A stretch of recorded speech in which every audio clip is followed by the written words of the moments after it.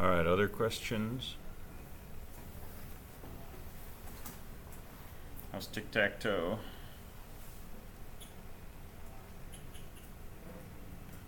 Anybody got mouse events working?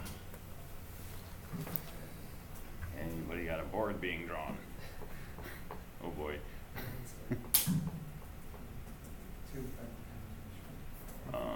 Okay. So questions on how to do either of those things? Or is it just that you haven't gotten there? That's fair. So how do you tell if someone clicked on the board? So you can set up a listener. So you can typically put your board in a panel, Okay.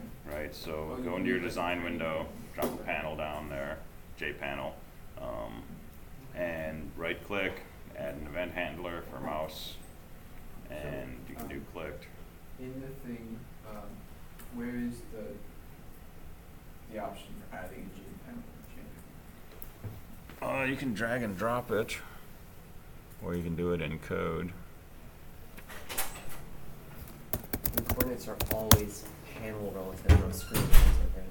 Most coordinates are always panel relative, usually. How's that for a politically correct The answer? ones we're using are Yeah. panel relative.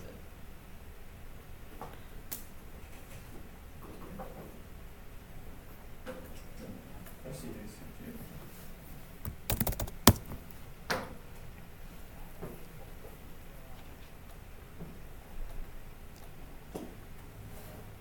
So there's already a JPanel in here, but it's sort of the main JPanel. It's going to hold all your components and dialog box and everything else like that. So you can go ahead and you can say, let's put a new JPanel in here.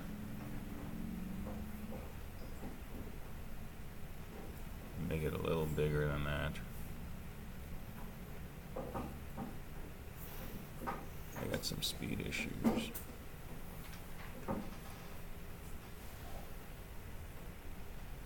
Use the network. I am connected to the network, but I'm not always going to blame the network. It seems to solve the problems in Yeah. this class so far. That's unfortunate, isn't it? It is. That's how you become superstitious. I don't know what's going on over here. I've never seen that happen in Eclipse.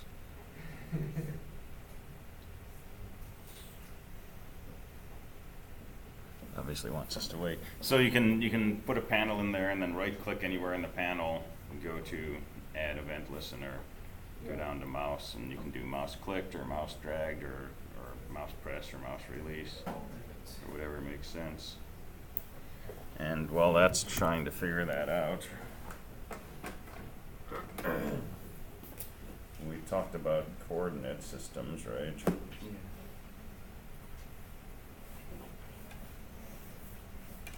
So easiest first version might be make this a 300 by 300 panel, and then just divide XY by 100, take the integer, and it'll give you a row and a column.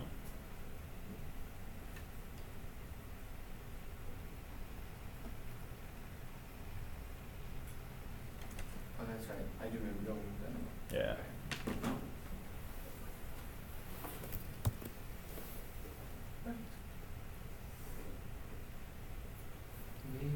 Oh, Here we go. I mean, you can't divide by zero. You would? well, you Well, can't have actually, a wouldn't size matter. of 0. Yeah, you're dividing by 100, so. You're dividing by the size of So right click in here, add event handler, mouse, and you can do mouse clicked.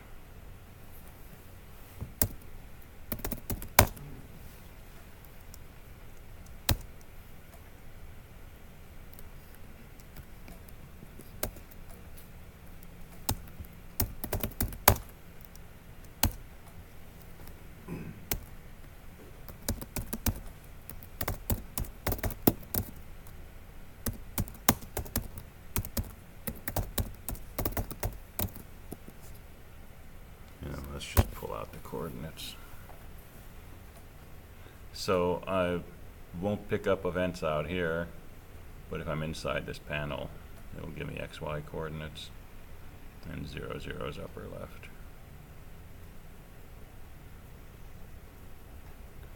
And then in that panel, right, so you design your own class, which is an extension of a J panel, but that you can write your own paint method for to do the drawing. And then in here, when you, well, you gotta find what this thing's called. This is called panel. So over here, every time that you reference panel, instead of making it a J panel, make it a my panel. So right here. And then when you add it to your pane down there.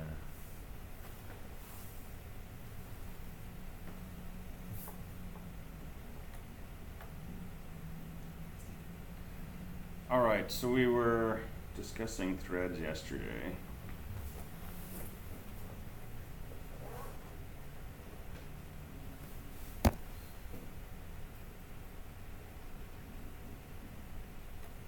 Let's talk about what can go wrong with threads. When you're running code that has multiple pieces to it, and they each kind of have their own existence, you can get into various problems. So, I think one situation is something called deadlock. And here's a typical setup for deadlock. I'm a process in a computer, and I'm trying to print something on the printer. Okay, so I request access to the printer, and only one process should be printing at a time, otherwise your printouts are going to get confused. So I ask the operating system, can I use the printer? And it says, sure, nobody else is using it. And so I've got unique access to the printer. And then I say, okay, I also need access to the microphone because I'm going to read in something coming in from there and then print something out. And I ask for microphone access, and it says, somebody's got the microphone right now, hold on a second. So I go into a wait state where I'm waiting for the microphone to be available. Well, there's another process that currently has the microphone and is waiting for the printer. And it says, hey, I want the printer, and the operating system says, hold on, the printer is in use, and that goes into a wait state. And neither of those jobs will ever change state again, because I'm just waiting for the microphone, and I'm not going to get it until the job that has the microphone gets the printer, and I'm not going to release the printer until I get the microphone. So it's a deadlock, right? Very easy for this to happen in a multi-processing system or in a multi-threaded program. So deadlock, you have two or more things that are waiting for resources that the other have. It could be a daisy chain of 5 things, each waiting for the next. Similar to this is what's called Livelock. Livelock is when you're walking down the street and someone's coming towards you, and you're both on the same side, and so you stop and you both move left, and you both move right, and you both move left, and you keep doing this forever, right? Now you're not stuck in your state, you're changing state, but you're not getting beyond a certain point in your algorithm, which is go further down the road, right? So you're still changing state, but you're effectively stuck, right? Deadlock would be you just come down the street and you come face to face with a person, and you're not going to move forward until they go to the side, and they're not going to move forward till you go to the side, and nobody moves, right? So that's deadlock. Same kind of problem in the end, though. Basically, your logic has a problem where you've allowed yourself to become dependent on something that's never going to be resolved. Starvation is another problem. You might have a series of processes waiting for resources, and there may be a way for these two processes to work things out so that this temporarily gets the resources it needs, and then this one gets the resources, and so on. But there's another process that's not getting any access to these resources. It's locked out, and it's a starvation kind of thing. It never gets what it needs. So these are all very common errors. They're fairly difficult to debug because things may work great for a month, and then all of a sudden one day you come in and your server is dead to the world, and it's because you got some kind of deadlock situation. that happen to pop up because of the timing of something, right? So if you have a bug that only occurs once a month, well, it's running 24/7, that's really hard to debug. There's other kinds of problems that we can encounter with multi-threading that are more subtle than this. And let me run some code to demonstrate one of these.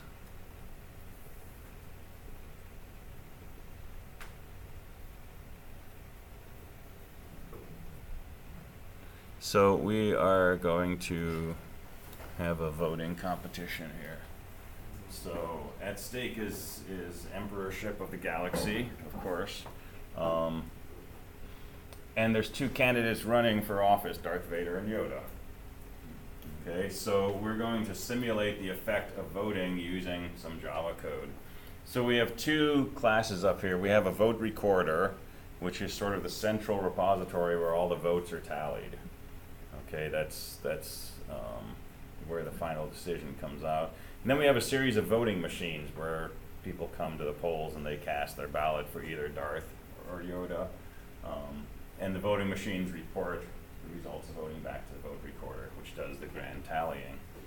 So each vote machine, I've given it an identity, 1, 2, and 3, and I also give it access to the vote recorder. That's the variable R when we construct the voting machines. And each voting machine runs in a separate thread. And we say, go ahead and start it. So now all three of those threads are running.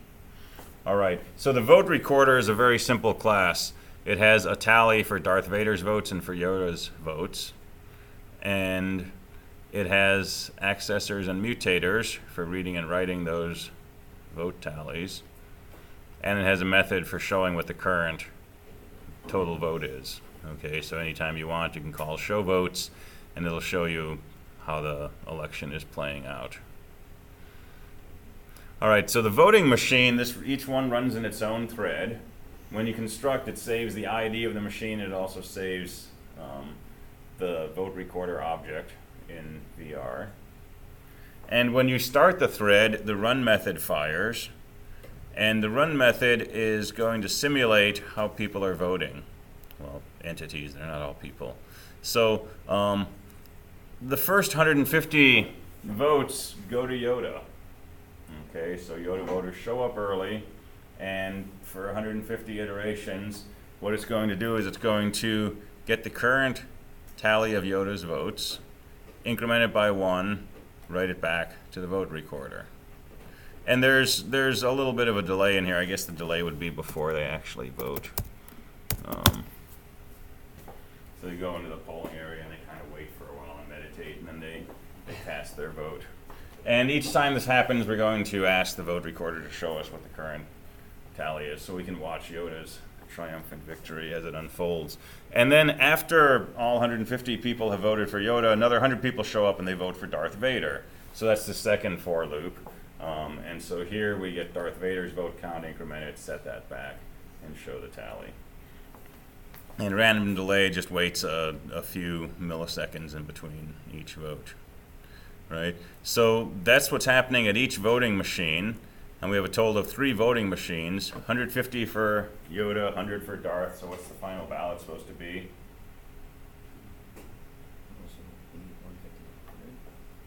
That's one voting machine. We got 3 voting machines. Okay. Higher math. 3 times that times 3 times the Close other. enough. 450 to 300, right? Okay, so 3 times 150, 3 times 100. Yeah. So if we run this, What was that thing with the extra vote for Darth?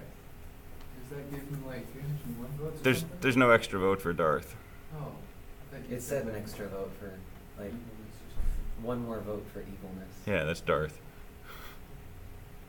Yeah, That's just- that. It means they're just adding the one that. You got to vote for goodness, and we got to vote for evilness. Okay. But I think it's the word more. Isn't It's the comments. Okay. No. I was thinking like, would that make it 301? Sorry, what? Like I thought it would make it like 301 or something, but that's not the time. So we've got 100 iterations because we go up to 99, and for each one we get the total, add 1, and write it back. Oh, okay. So assuming it starts at 0, Yeah. which it does Alright, so it should be 100 versus 150 Okay. at each of the 3 machines. Here's the big question, why do you only get 155? Yeah, so let's run this. Oh no, it's different, obviously. I lost my windows.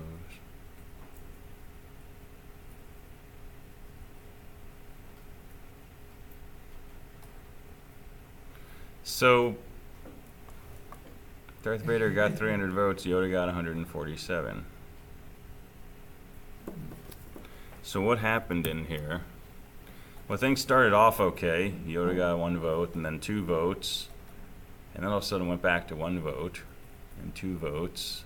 And then the next vote didn't register. And then got up to 3 votes and the next one didn't change it. And then 4, and then all of a sudden came back down to 1 vote. Right? And got all the way up to 11 votes and then went back to 7. And something funny's going on here The with, machines are acting. with Yoda's votes. With Yoda's. And the Darth voters haven't even shown up yet. And then all of a sudden Darth Vader's fans show up and they start voting 1, 2, 3, 4, 5, 6, 7, 8, and every one of their votes seems to count. It's the dark side of the force. It's the dark side of the Force. Yoda's going down still. And Yoda's going down still. Maybe some of the Yoda voters switched over to that game. And this will be different on different runs. So Yoda did a little better there. But there's clearly something odd going on. And there's very little chance that Yoda's ever going to get above 300 like this. So, and it's not very subtle, right? There's something about this random delay in here that is causing problems. And if I take that out,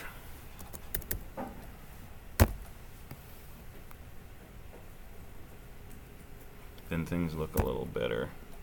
But they're still not perfect.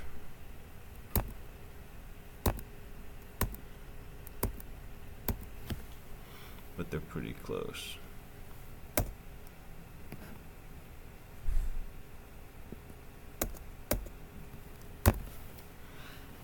So what's the problem here? Let me give you a different example.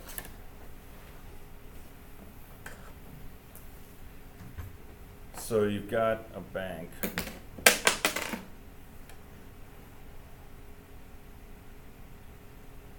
And you have an account at this bank and you've got $100 in your bank account. And there's an ATM. And you've got your paycheck, which is $50, and you're going to deposit it into your account at the bank. Okay, so there's some sort of communication taking place here. And there's an ATM algorithm which says the following. 1, read your balance. 2, add 50. And 3, write the balance. So read 100, add 50 is 150, write that back, you've got $150 in your account. That's how we hope it works. Now there's another ATM, and it's connected to the bank. And you entered a lottery the week before and you actually won. And you won $1 million, and the lottery commission is going to direct deposit this for you. And so they go out to an ATM, because it's a low-grade lottery, and they take your $1 million and they're going to deposit it into your account. And so they're going to run the same algorithm, read the balance, add $1 million, and write the balance. If those go at the same time. Yes.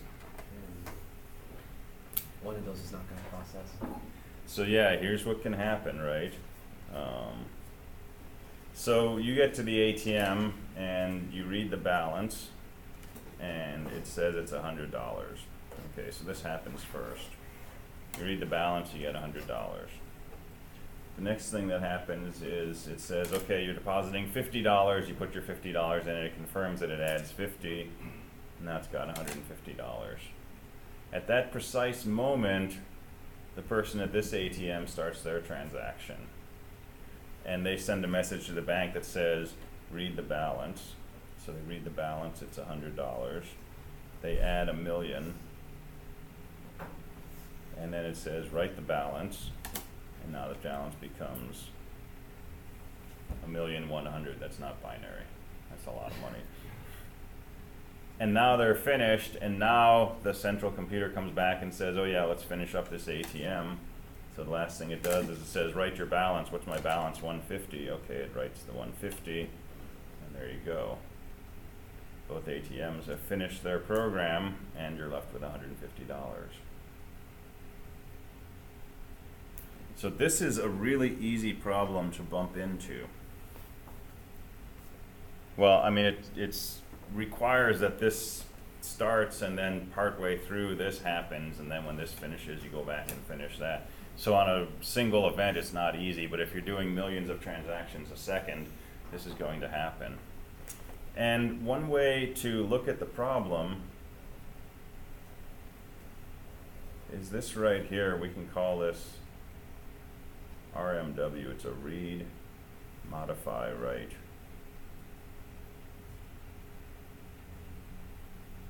It's a common triple of actions. When you increment a register in assembly language, you're actually saying read the contents of the register, modify it, write it back. Okay, this is sort of the most fundamental operation we do on a register or memory. Read, modify, write. And the problem is this read, modify, write is not what we call atomic. It's divisible in the sense that partway through it can be interrupted and something else might read, modify, write the same location. And when that happens, you've got potential for this kind of data corruption. Right? So in our voting, this is exactly what's happening. Since we have 3 threads in play, and they're all acting on their own, and since there's this little delay in between reading, modifying, and writing back Yoda's votes, there's a chance that Darth's votes come in, and effectively the vote that you're going to write here gets ignored.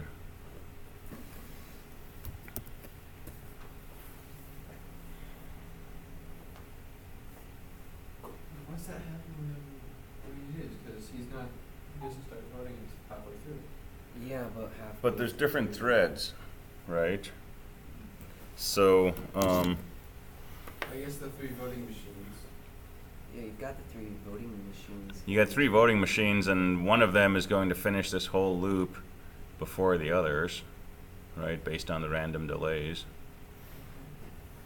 So voting machine 1, let's say the total delay is some small amount. Voting machine 2, the total delay is a bigger amount. So when machine 1 finishes, machine 1's vaders are going to start voting, while machine 2 is still processing Yoda's votes. And that's where they're going to start getting discounted. Although that's not strictly how it looked when we were actually tallying votes. But by random chance, if they all get exactly the same delay, wouldn't it count all of the votes? Yeah, it could happen. But also, I mean, Yoda's votes are going to cancel out Yoda's votes as well. Right? We don't even need Darth Vader in the mix. Yeah, that's just like 1 1. Yeah, in fact, that's... Go, the 2 goes, then it goes back to 1. That's rather than Yeah. So that's probably even a more useful example. So let's just have people voting for Yoda, right? So it should be 450 to 0, but it's not.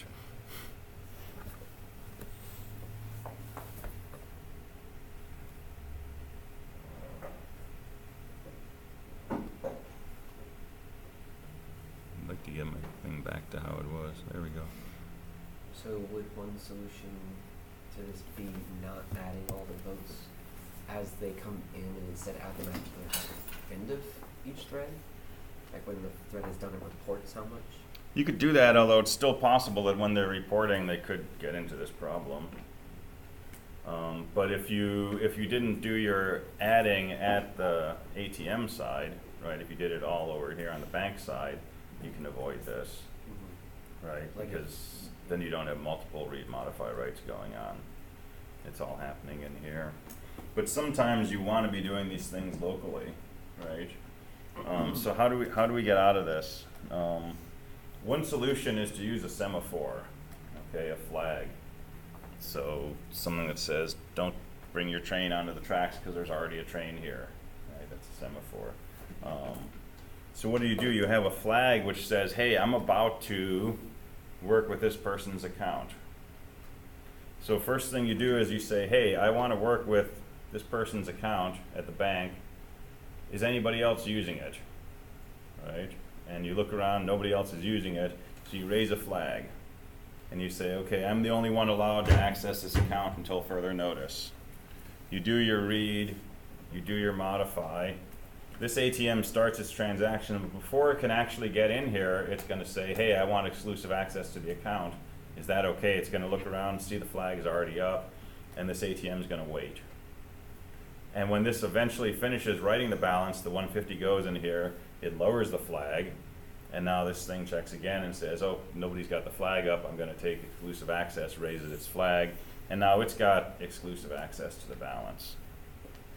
And that will work perfectly except for one small problem. What if a program raises the flag but never lowers it? Assume the programs do the right thing, they'll lower it at the end of their transaction. You know the problem, right? I hope. Well, you were Right. saying, I do have a solution. To the question. Okay. how do you have a solution for the problem? I'm thinking, because you mentioned earlier how sometimes they would wait for each other. Could that be a thing? Like Yeah. if someone's in line and then decides to, you know what, never mind. What if they ask for the other flag guy's at the exact same time? There you go. So I want exclusive access.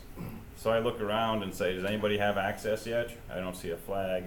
I raise my flag up. But at the same moment that I was asking that question, this ATM was asking the same question. Looked around, didn't see any flags, said, okay, I'm going to take exclusive access. We both raise our flags. I think I've got exclusive access, so does this other process. And now we've got the exact same problem that we had. Now, one thing you can do is after you raise your flag, you can make another check and say, does anybody else have a flag up? And if this situation happens, you'll notice it. But what do you do then? Well, you could put your flag down and try again, but the same thing might happen the next time. And you could wait a random amount of time, but you both might end up rating the same random amount of time because it's random. And do it again. And do it again and again, and you can get into a Livelock situation that way, where you're stuck waiting for this other thing to happen, and it's waiting for you. So that can be tricky, and there's a discussion we'll have in a little bit on something called the dining philosophers that explores some of these aspects, but that doesn't help us with Java code, right? So Maybe you could have like some kind of random priority system. Maybe, oh hey, your ID is higher, so that means you can go ahead. right, so Like so each object having its own ID before the fact. right, so if you give It's each entity its own priority or ID, when you detect that you raise the flag but somebody else has their flag up, right? Everybody who sees that, one of them can elect to keep their flag up because they got highest priority. Everybody else drops theirs, and that'll work. And then you can start a queue. And then you can start a queue. So we're getting into a few things here. Possibility of starvation, because lower priority might never get a shot. Yeah. Um, That's true. Because But that's where the somebody queue else would is come gonna- in. But the queue might help with that, so now we're getting into the idea of an arbitrator, so some sort of central repository that can resolve conflicts and say, okay, your turn, now your turn, now your turn. Okay, that's gonna be the role of a wait person, the dining philosophers. Well, let's go through this and then we'll talk about dining philosophers.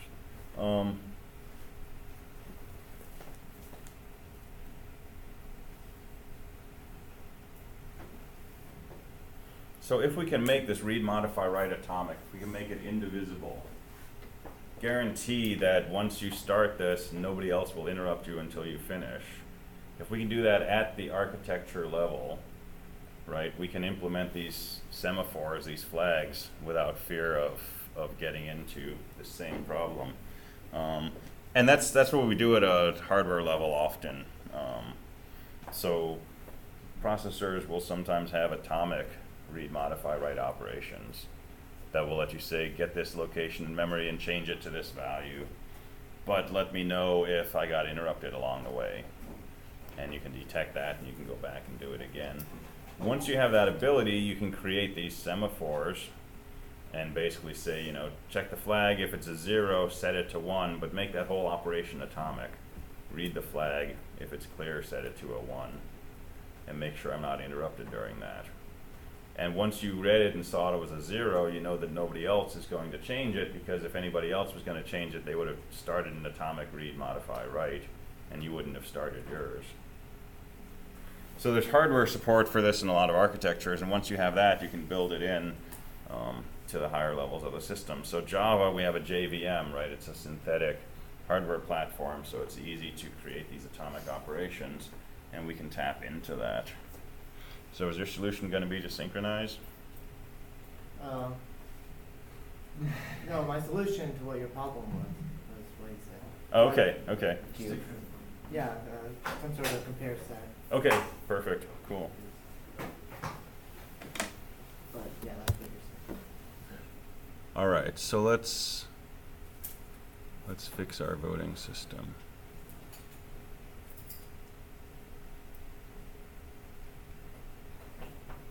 So this is the same code as before, except I've got a statement surrounding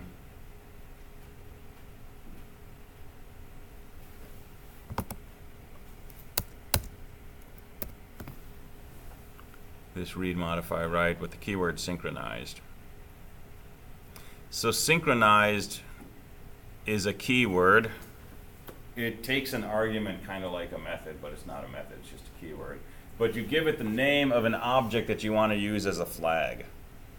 And it can really be pretty much any object.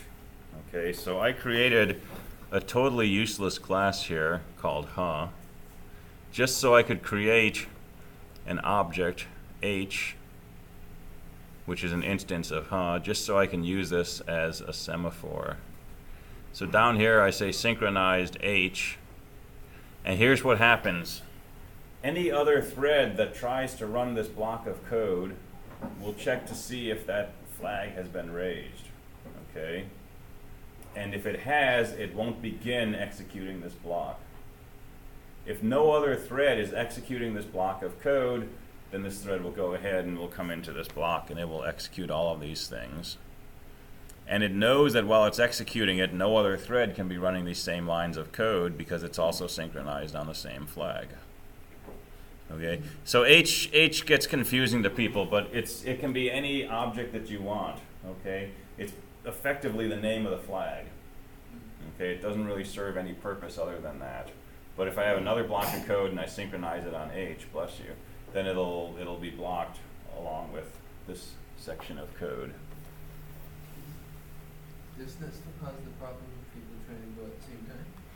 They can try to go at the same time, but if somebody starts making a vote here, right, so our count's up to some number and we're about to execute all of this, if another thread starts trying to get into this block of code, it'll be blocked until this thread gets down to this curly bracket, and then that first block, that other thread will be able to start running its code.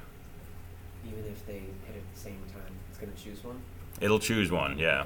It's guaranteed it's not going to let 2 or more threads execute the same set of code.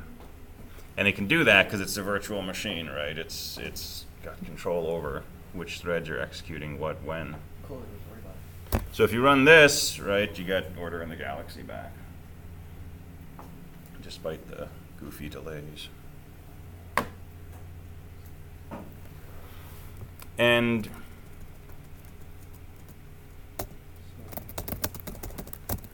if I just constructed a new object up here and synchronized on that, right, this is not going to fix our problem.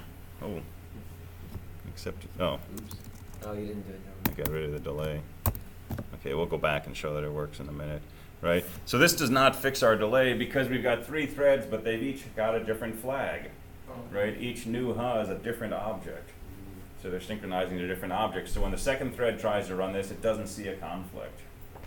Okay, but if I actually synchronize, say what? Yeah, my flag's not up. Yeah, exactly. But if you synchronize on H, right, then you've got exactly what you want. That's some right there. Yeah. All right, so that's a relatively easy way to deal with this kind of issue in threads in Java. And it's often not a problem, and then all of a sudden it like rears its head, and it can be really frustrating to figure out that this is what's going on. Once you figure it out, it's pretty easy to mitigate usually, right? Because you can always just synchronize things. So you'll see in documentation for our swing classes, a lot of things say such and such is not thread safe, right? And this is what it's talking about. There's a lot of classes in Swing or outside of Swing that you can use that if you have multiple threads accessing the same object, you can get into this kind of corruption. And when it tells you that something's not thread safe, it means it's kind of your responsibility to do this synchronizing if there's a possibility of 2 things corrupting. For example, you have a linked list, right? Well, you can add things to a linked list, you can remove things from a linked list. What if you have 2 threads and simultaneously one thread's adding a node and another thread is removing a different node? Well, if you think about what kinds of things you do in linked lists, if those nodes are close to each other, you could corrupt the heck out of your list, right? Because it doesn't happen instantaneously. There's steps you go through, you change this thing's pointer, and then you change that thing's pointer, and so on. And if those get mingled together, right, you can get corruption. So when it tells you that such and such is not thread safe, that's what it's referring to. By synchronizing, you're effectively causing it to happen instantaneously in the sense that it can't be interrupted, right? Nothing's going to happen in between the beginning and the end. So that's one spot where it comes up. We don't do a lot of threaded programming in this course. We use threads in Swing, but it's sort of handled for us. And we'll use threads for our last assignment, but it's not going to be a situation where there's a lot of reading and writing going on from multiple threads. So we probably won't bump into this here, but you will in other courses. So it's something to keep in mind.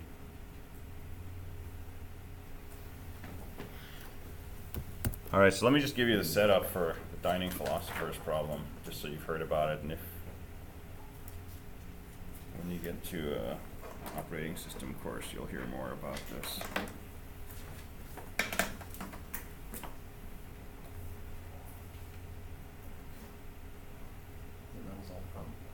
Hmm? Is it unsolved? No. Cool. It's a little bit of a thought experiment.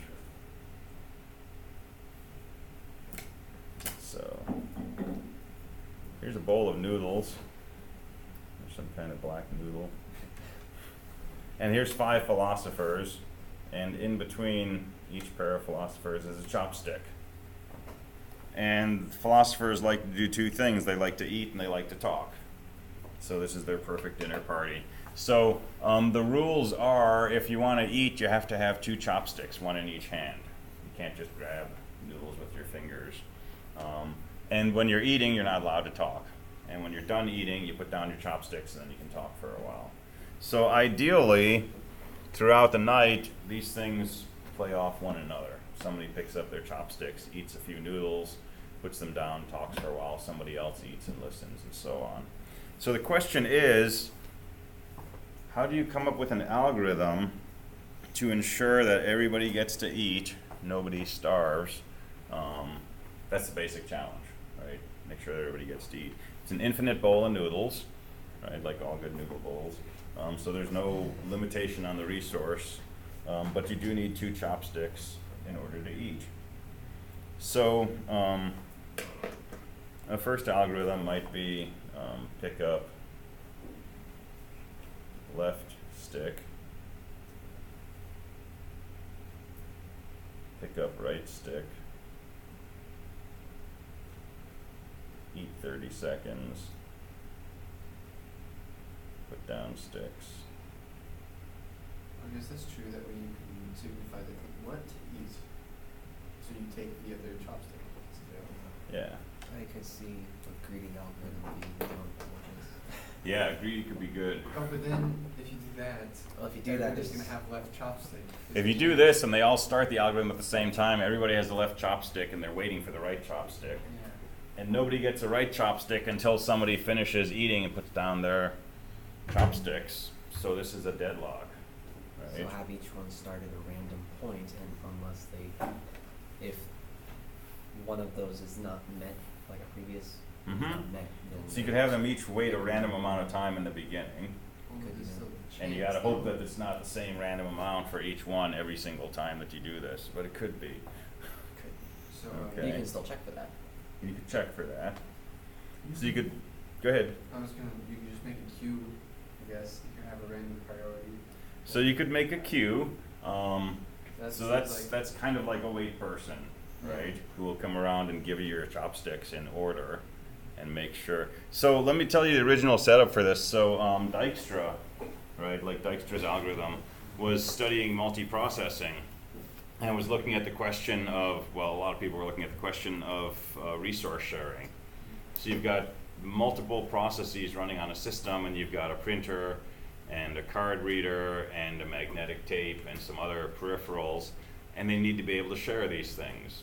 And these are things that are generally single use, right? Only one process can be controlling the magnetic tape reader at a time. Only one process can be printing at a time.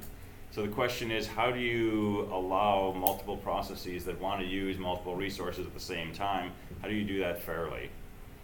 And the problems you run into are Deadlock and Livelock and Starvation and things like that. And so this was a thought experiment that was credited to Dijkstra to explore some of the possibilities here. you could have something like, I'm thinking if you force, because you can see the other people, right? Mm-hmm. I'm thinking maybe if there's some situation you can look across the table, and maybe if the person 2 spots either side of you picks up the chopsticks, you like put it down or something like that. Mm-hmm. I'm thinking. Except they might do the same thing. You could be able to. Oh, that's right, because you're 2 across from them. Yeah. That's not gonna. You can check and see if both of yours are available. Yeah, you're not allowed to break the chopsticks. That's the best solution. Well, you can check and see if both of your chopsticks are available, and if one of them's not, then you know someone, the person next to you, is eating. Mm-hmm. Because you could make it so you can't have both. You either have none or both of them. Okay, so what if what if both chopsticks are available?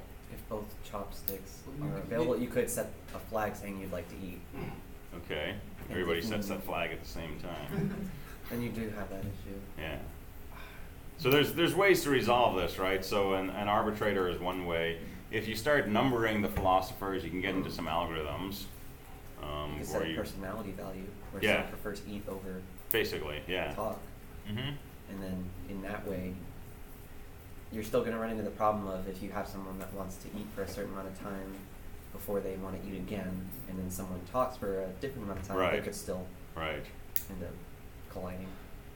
So you can find a lot of results on this, and there's no right or wrong or best answer, right? There's different situations depending on what the nature of the processes are that you're dealing with. If they have easy communication with one another, there's some things you can do. If your bowl of noodles is smart, right? If it's a process that's being communicated with, right? Then there's things you can do, and so on and so forth. So it's a classic Thinking of model. something, if you have person maybe 2 spots on your right, he's eating, I guess this wouldn't work for your startup, because someone has to eat first. But that means if you know, if the person 2 spots to your left is eating, you know the person to your left is not, right? So I'm thinking you take the right stick, but I guess you'd have to trust that they don't stop eating. That Well, point. if you do that, so you could check and see, do you have your left chopstick, and then check that person over there. Yeah. Because then that means Right. the person to your direct right can't possibly have access to their right chopstick. Exactly, that's what Right, I'm right. Then using that, you can pick up your left one, And, and the one on your right is automatically available, and Yeah. it will be, but, That's cool. no matter what. there is the chance that they stop eating and you take too long to right. place that down. That's That's true. cool though. Well, then, in that case, you can also check, could you get access to how long it's been since that person has eaten next to you? That's true too. Because you can check that If personality. everybody waits and- 30 Yeah, seconds. if you have an exact schedule like this, I think you can use that. Yeah, if you know how long everybody waits to eat, then you can say, have they eaten recently? Yes, I guess it's true. That would be. Right, yeah, Because once if you- they're eating, I if you think that combine works. those, you're checking that person, they are probably almost done eating, so I'm going to wait because this person likely will want to start eating as soon as they're done. Yeah, exactly. So what do you do in Java, right? You I guess you'd have to have like 3 timers, one for yourself and one for each of your neighbors, right? well, I was gonna say you could just synchronize these first 2 steps. Right? Say I'm going to start picking up my chopsticks, and exactly 1 thread will be allowed to do that. And which thread that is depends on basically which one the JVM looked at first. You're saying synchronized 5 and 1 or what? Just 1 and 2. Okay. Right? So once I start picking up my left stick, nobody else is going to pick up any sticks. So whoever is doing that first is going to get both of their chopsticks, and then anybody else who wants to, right, will be able to do that. That's what causes the problem of like, what if somebody else picks up their left chopstick at the same time you do? Well, it's synchronized. But they won't be able to get into that block of code if I've started executing that block of code. Okay. That's what synchronization does. I don't know if it works after that, but that would at least get one person 30 Just- seconds of noodles. Howard told them they couldn't.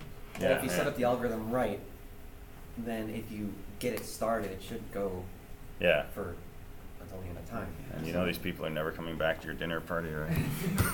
Well, I mean, you can also, like with the personality thing, you can also assume you seated them in specific spots. Yeah. I just feel like that Probably doesn't won't. translate very well to reality. No, it doesn't. That's So, the like, extra. maybe if you pick up your stick, you can just like start yelling, but then 2 people are gonna do it. You can also steal someone's stick. Why not just buy another set of chopsticks? I know, because you got an infinite bowl of noodles, you can afford it. All right, so that's Dining Philosophers. Like I say, you'll encounter that again in future courses, so just wanted you to see that. All right, so we'll talk about statics tomorrow. We'll talk about instance variables versus class variables and demystify the whole static thing. And I'll look at some use of threads for graphics. And we'll go back to Towers of Hanoi for a little bit. And then we'll move on, start talking about some more built-in classes like lists and hashes and good stuff like that. All right, I will see you then. That's a fun one to watch it execute. Towers, annoying. That's what? That's a fun one to watch execute, Philosopher tries to figure out- especially like on really